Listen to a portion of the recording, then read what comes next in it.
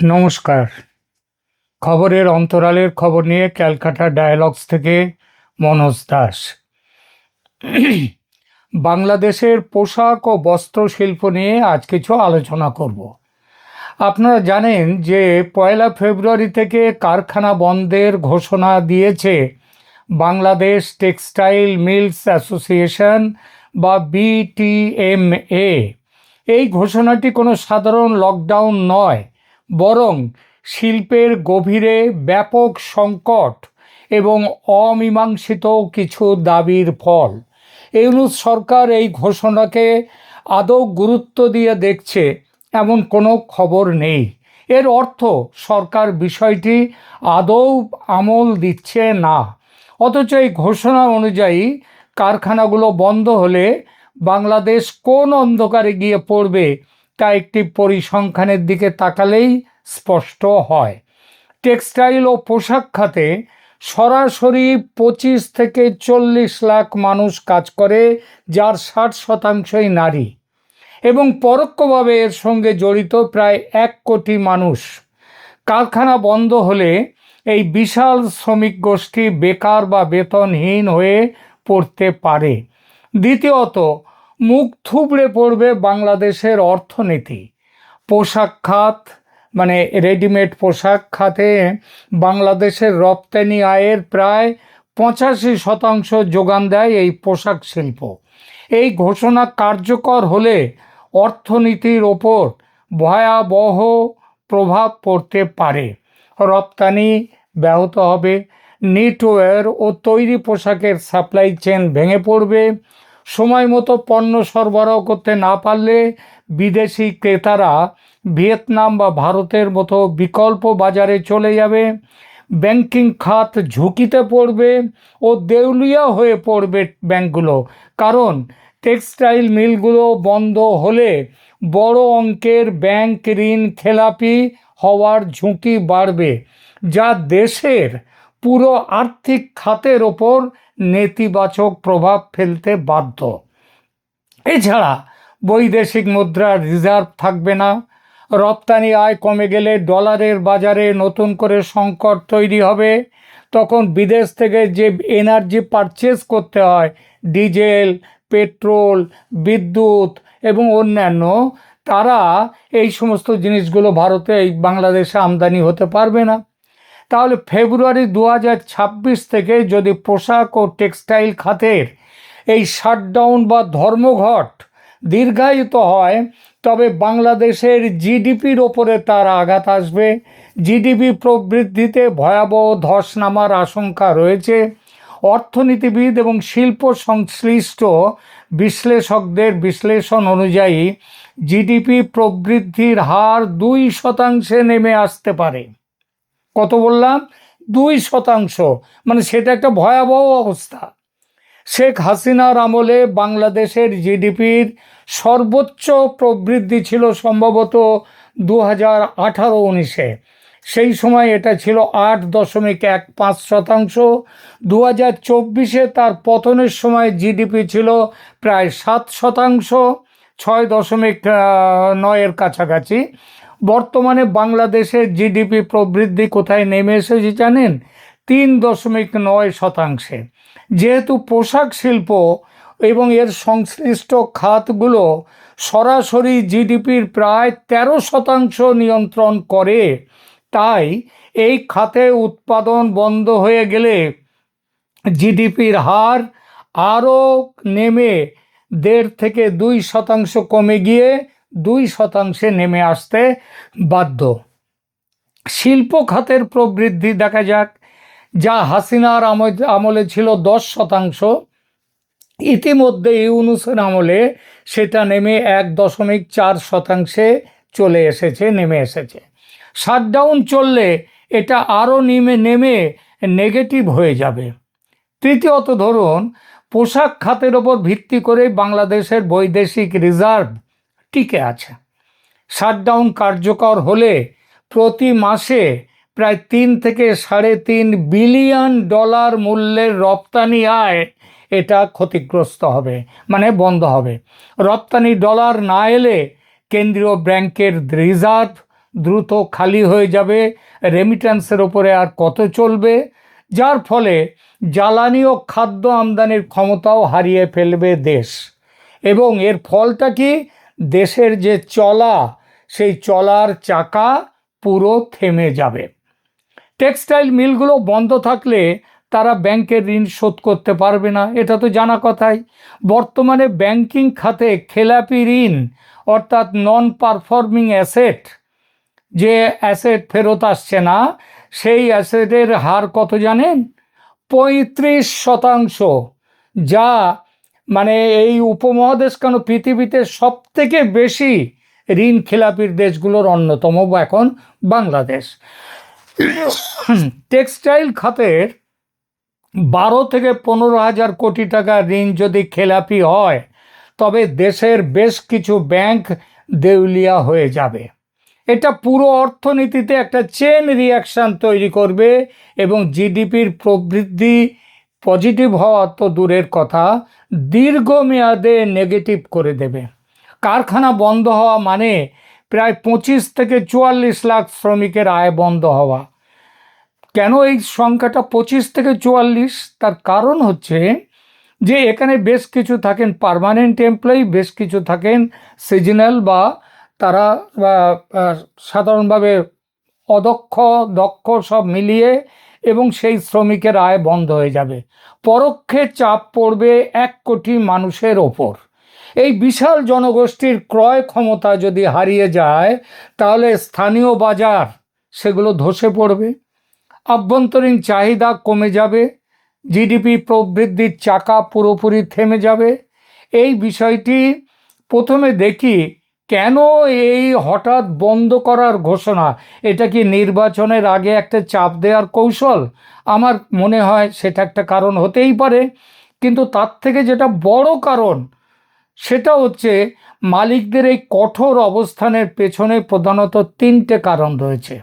মালিকদের সংগঠন বিটিএমএ, তার দাবি হলো বিদেশ থেকে শুল্কমুক্ত সুবিধায় 10 থেকে 30 কাউন্টের সুতো আমদানি বন্ধ করতে হবে। তাদের মতে সস্তা আমদানি করা সুতোর জন্যে দেশের স্পিনিং মিলগুলো প্রতিযোগিতায় টিকতে পারছে না। বিদেশি ক্রেতারা বাতিল করছে এই সুতোর জন্যে, খারাপ সুতোর জন্য অর্ডার বাতিল করছে এবং বিপুল লোকসান দিচ্ছে শিল্প প্রতিষ্ঠানগুলো। দ্বিতীয়ত, মিল মালিকদের দাবি গত কয়েক মাসে টেক্সটাইল খাতে 12,000 থেকে 15,000 কোটি টাকার ক্ষতি তাদের সহ্য করতে হয়েছে। তারা ব্যাংকের ঋণ পরিশোধ করতে পারছেন না, এমনকি অনেক কারখানা তাদের যা ক্ষমতা, সেই ক্ষমতার 50% সক্ষমতা নিয়েও চলতে পারছে না। এবং তৃতীয়ত, জ্বালানি ও নীতি এর যে সহায়তা ব্যাংক কারখানাগুলো পাওয়ার কথা সরকারের কাছ থেকে, সেটা পাচ্ছে না। গ্যাস সংকটের কারণে উৎপাদন ব্যাহত হচ্ছে এবং সরকারের কাছ থেকে কোনো রকম সহায়তা না পাওয়ার অভিযোগ তুলছেন মালিকরা। এই বিটিএমের সভাপতি শওকত আজিজ রাসেলের মতে এটি কোনো হুমকি নয়, বরং সামর্থ্যের অভাবে কারখানা সচল রাখা অসম্ভব হয়ে পড়েছে বলে তারা এই ঘোষণা দিতে বাধ্য হয়েছেন। বিষয়টি নিয়ে সরকারের যে আদৌ কোনো হুঁশ আছে তা মনে হয় না। একটা দেশের সরকার যে কতটা কাণ্ডজ্ঞানহীন বা দায়িত্বজ্ঞান শূন্য হতে পারে, সেটা অর্থনীতির অধ্যাপক তথা শান্তির নোবেল জয়ী মোহাম্মদ ইউনূসের শাসন দেখার আগে কল্পনায় আনা যেত না। শেখ হাসিনার হাতে গড়া উন্নতির পথে দৌড়ে চলা একটা দেশকে এত দ্রুত যে অবনতির অতলান্ত খাদের কিনারে নিয়ে আসা যায়, কিনারে আসা কেন, এখন তো খাদে ফেলেই দেওয়া হয়ে গেছে, সেটা জানার জন্য ভবিষ্যতের শিক্ষার্থীরা কিভাবে এমন একটা পারফরম্যান্স দিল ইউনূস সাহেব, তো সেটা শিখবার জন্যে ভবিষ্যতের শিক্ষার্থীরা ইউনূসের শাসনকালকে কেস স্টাডি হিসেবে দেখবে। আসন্ন নির্বাচনে এর কি প্রভাব, সেটা নিয়ে এখানে একটা বলার কথা একটুখানি ছুঁয়ে গেছিলাম। দেখুন, নির্বাচনের ঠিক 11 দিন আগে এমন ধর্মঘট বা বন্ধের ঘোষণা রাজনৈতিক অস্থিরতা তৈরি করবে, এটা জানা কথা। আর বাংলাদেশের অর্থনীতির ওপরে তো প্রতিক্রিয়া আহ, দেখবার আগে কি প্রতিক্রিয়া সেটা আরও অনেক ব্যাপার আছে এই বিষয়ে বলবার জন্যে। সেটা হচ্ছে বাংলাদেশের তৈরি পোশাক শিল্পের বাজার সেটা যে শেষ হয়ে যাচ্ছে, সেটা দেখতে গেলে আমাদের প্রথমে দেখতে হবে বাংলাদেশ তার তৈরি পোশাক কোথায় বিক্রি করে। আমেরিকায় 20% ট্যারিফ দেয়, আর অন্যান্য দেশের ক্ষেত্রে এর পরিমাণটা কত? দেখুন, 2024-25 অর্থ বছরের হিসাব অনুযায়ী বাংলাদেশ প্রায় 39.35, মানে প্রায় ধরুন 39 বিলিয়ন মার্কিন ডলার মূল্যের তৈরি পোশাক বিদেশে রপ্তানি করেছে। বাংলাদেশে পোশাকের সবচেয়ে বড় ক্রেতা কারা জানেন? আমেরিকা নয়, যদিও আমেরিকার জন্য তো সব রকমের গল্প হচ্ছে বা এত আলোচনা, এত চুক্তি ইত্যাদি। সব থেকে বড় বাংলাদেশ পোশাকের বড় বা ক্রেতা হলো ইউরোপিয়ান ইউনিয়ন। গত বছর রপ্তানি হয়েছিল ইউরোপিয়ান ইউনিয়নে 19.37 বিলিয়ন ডলার, যা ছিল মোট পোশাক রপ্তানির বাংলাদেশের 50%-এর ওপরে, 50.34%। দ্বিতীয় স্থানে ছিল যুক্তরাষ্ট্র, তাদের মোট পোশাক রপ্তানির মূল্য ছিল 7.20 বিলিয়ন ডলার, যা মোট রপ্তানির 18.72%। তৃতীয় স্থানে যুক্তরাজ্য, ব্রিটেন, তাদের ওখানে রপ্তানির মূল্য ছিল 4.30 বিলিয়ন ডলার, যা মোট রপ্তানির প্রায় 11.25%।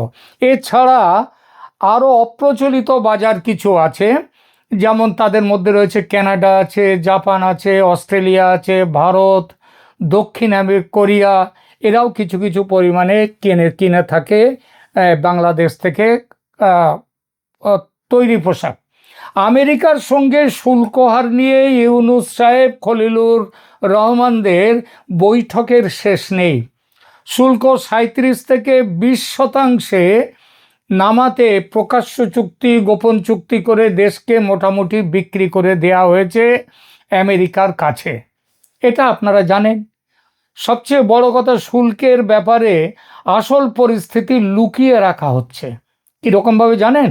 বাংলাদেশ স্বল্পোন্নত দেশ হিসেবে অধিকাংশ দেশে শুল্কমুক্ত সুবিধা পেলেও যুক্তরাষ্ট্রের ক্ষেত্রে পরিস্থিতি কিন্তু আলাদা। যুক্তরাষ্ট্রে আগে থেকেই বাংলাদেশি পোশাকের ওপর গড়ে প্রায় 15.5% সাধারণ শুল্ক কার্যকর ছিল। সেটা কিন্তু ওঠেনি।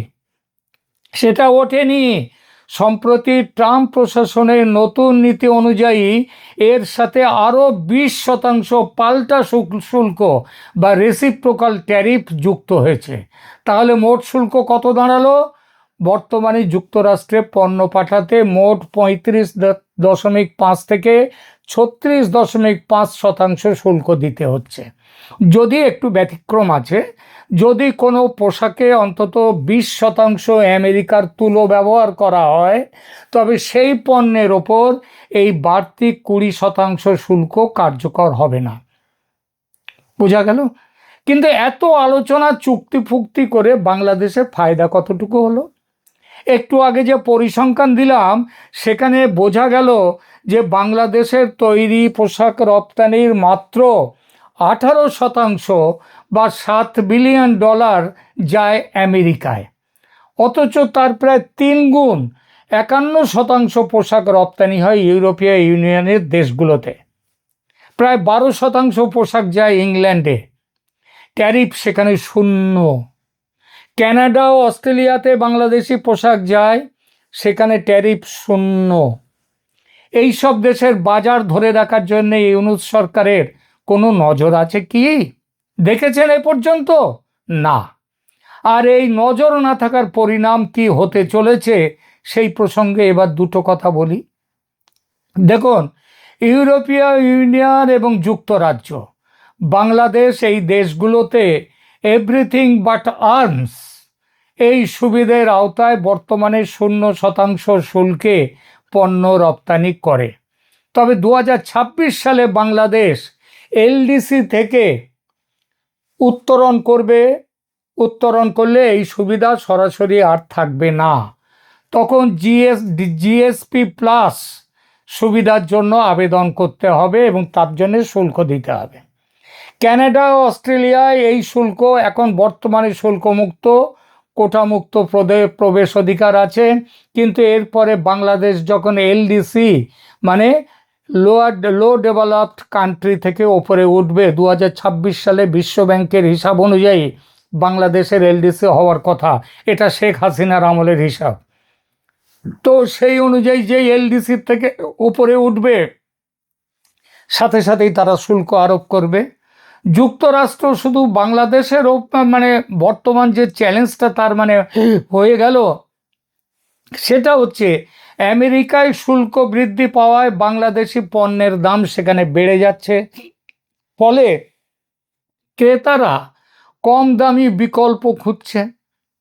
অন্যদিকে 1 ফেব্রুয়ারি থেকে যদি দেশের অভ্যন্তরীণ মিলগুলো বন্ধ হয়ে যায়, তবে কাঁচামালের সংকটে পড়ে রপ্তানি আদেশগুলো সময় মতো পূরণ করা অসম্ভব হয়ে পড়বে। এর ফলে ইউরোপ বা আমেরিকার বাজারে বাংলাদেশ তার দীর্ঘদিনের অবস্থান হারাবে।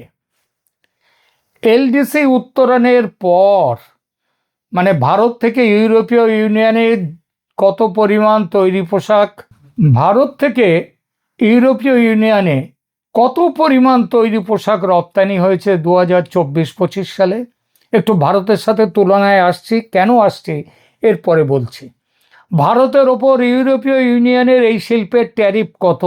বাংলাদেশ যেখানে শূন্য ট্যারিফ, সেখানে ভারতকে কিন্তু ট্যারিফ দিতে হয়। ইউরোপীয় ইউনিয়নের সঙ্গে ভারতের বাণিজ্য সমঝোতা, যেটাকে মাদার অফ অল ডিলস বলা হচ্ছে, এই শুল্ক কত হবে? বাংলাদেশের ওপর এর কী প্রভাব পড়বে? আপনারা শুনেছেন যে ইউরোপীয় ইউনিয়নের কর্তা ব্যক্তিরা এই মুহূর্তে ভারত সফরে আছেন। গতকাল দিল্লিতে প্রজাতন্ত্র দিবসের অনুষ্ঠানে প্রধান অতিথি হয়েছিলেন তারা।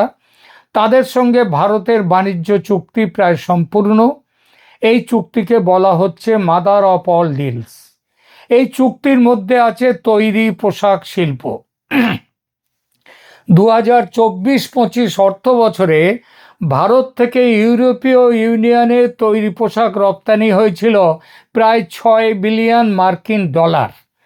যদিও ভারত বিশ্বের অন্যতম বড় পোশাক তৈরির এবং রপ্তানিকারক, তবে ইউরোপের বাজারে ভারতের অবস্থান বাংলাদেশের অনেক নিচে। বাংলাদেশের প্রায় 19.5 বিলিয়ন ডলার আর ভারতের 6 বিলিয়ন ডলার। ভারতের পোশাক রপ্তানির প্রায় 30-32% যায় ইউরোপীয় ইউনিয়নের দেশগুলোতে। অর্থাৎ ভারতের পোশাক রপ্তানির পরিমাণও বাংলাদেশের তুলনায় অনেক কম। বর্তমানে ভারত ইউতে পণ্য রপ্তানির ক্ষেত্রে কোনো বিশেষ শুল্কমুক্ত সুবিধে যেটা বাংলাদেশ পায়, সেটা কিন্তু ভারত পায় না। ভারত থেকে ইউরোপিয়ান ইউনিয়নের তৈরি পোশাক রপ্তানির ওপর গড়ে 9.6 থেকে 12% সেখানে ইম্পোর্ট ট্যারিফ সেখানে কার্যকর রয়েছে। এই একই জিনিস ছিল ইংল্যান্ড ও ব্রিটেনের ক্ষেত্রেও। শুল্কের এই হারের কারণেই, অর্থাৎ বাংলাদেশে কোনো শুল্ক নেই, ভারতের শুল্কটা পড়ছে।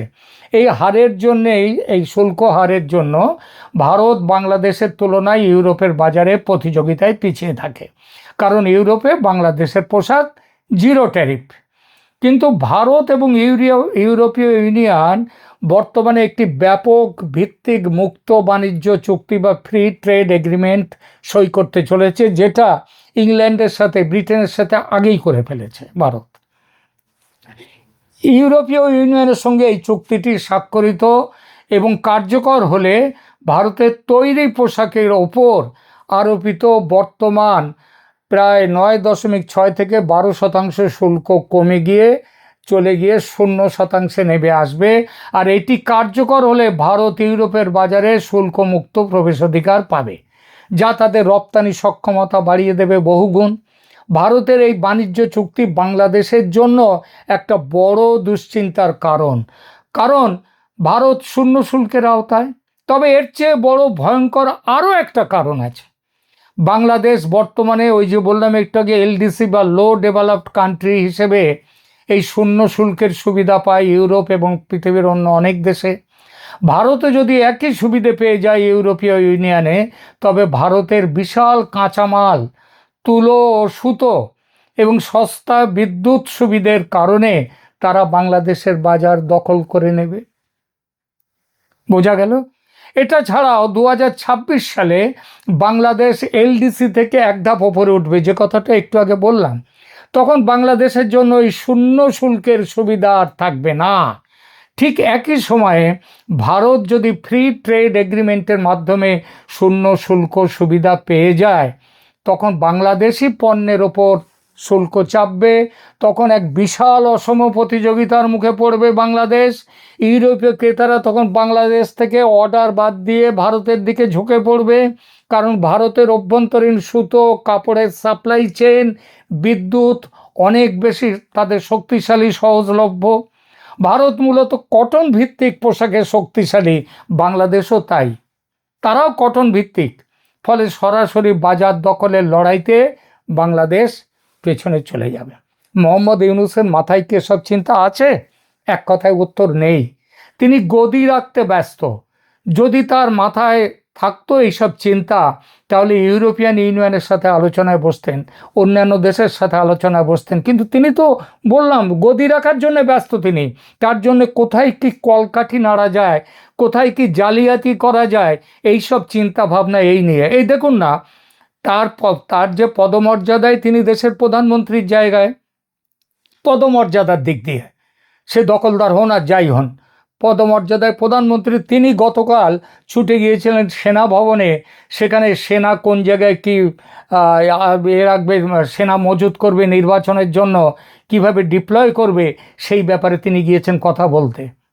তার মানে কি, তার কাছে খবর আছে যে সেনা অন্যরকম কিছু করতে পারে, জামাতকে না জেতাতে সেনা অন্যরকম ব্যবস্থা নেবে, সেই জন্য তিনি গেছেন। এই কথা কিন্তু আমি গতকালকের ভিডিওতে এই কথাগুলো বলেছি।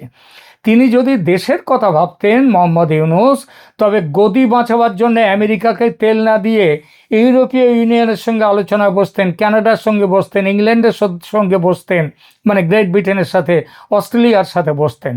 তার মাথায় ঢুকতো যদি ভারত ও ইউরোপিয়ান ইউনিয়নের মধ্যে এই চুক্তিটি চূড়ান্ত হয়, তবে বাংলাদেশের পোশাক খাতের জন্য সেটি একটি বড় অ্যালার্ম বা সতর্কবার্তা। সুতরাং তাকেও শূন্য করবার জন্য তাকেও যেতে হবে। কিন্তু তিনি তো ভাবছেন এখন শূন্য পাচ্ছি, 2 মাস 6 মাস পরে যা হয় হবে, আপাতত তো বাঁচি। আপাতত কি বাঁচবেন? ভারত তো যদি এখনই চালু হয়ে যায়, এটা হয়ে গেল। বাংলাদেশকে তখন টিকে থাকতে হলে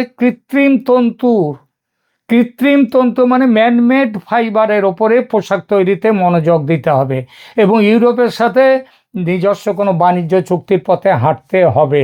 ইউনূস সাহেবের যা এখন বাজার দর, তাতে হাঁটাটাও তার অন্য ব্যাপার, সেসব অন্য গল্প, সে গল্প এখানে নয়। গাছের গোড়া কেটে ডালপালায় জল দিলে গাছ বাঁচে কি? বাঁচে না।